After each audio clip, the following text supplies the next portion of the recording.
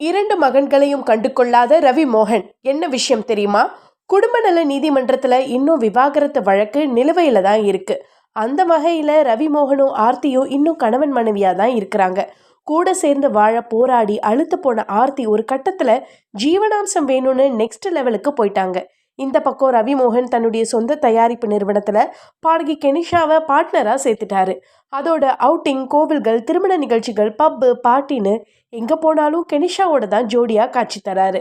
இவங்க லிவ்இன்ல இருக்காங்களா அல்லது கல்யாணம் பண்ணிக்கிட்டாங்களா அப்படின்னு கேட்குற அளவுக்கு ஜோடியா, அதுவும் ஒரே மாதிரி காஸ்டியூம்ஸோட சுத்துறது ரசிகர்கள் மத்தியில முகம் சுளிக்க வச்சிருக்கு. இந்த நிலையில பிரபல தயாரிப்பாளர் டி சிவா மகள் கல்யாணத்துக்கு வந்திருந்த ரவி மோகன் கெனிஷாவோட ஜோடியா கைகோர்த்து வந்தது சர்ச்சையை கிளப்பியிருக்கு. 2 மகன்கள் தோளுக்கு மேல வளர்ந்த நிலையில ரவி இப்படி நடந்துக்கலாமான்னு கேள்வி எழுப்புறாங்க நெட்டிசன்ஸ். ஆர்த்தியே தப்பு பண்ணியிருந்தாலும் 2 மகன்கள் என்ன பண்ணாங்க அப்படின்ற கேள்வியும் எழுப்புறாங்க. என்னுடைய தோழி, என்னுடைய பிசினஸ் பார்ட்னர்னு கெனிஷாவை பத்தி ரவி சொன்னாலும் டைவர்ஸ் கேஸ் முடிவுக்கு வந்த பிறகு அவங்களுக்குள்ள இருக்கிற ரியல் ரிலேஷன்ஷிப் பத்தி ரிவீல் பண்ணுவார்னு எதிர்பார்க்கப்பட்டது.